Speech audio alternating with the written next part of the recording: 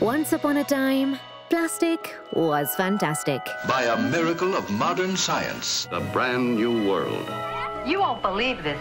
The possibilities of plastics are endless. How? Radio and the telephone depend on plastics.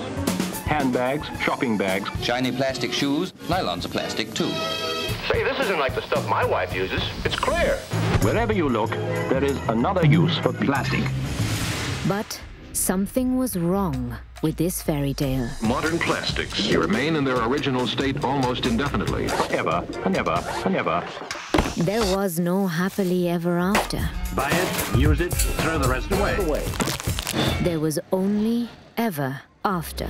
Grandchildren will not see the end of it. The problem is, we're now addicted to plastic. Mass production, mass production, mass production. Plastic on an industrial scale.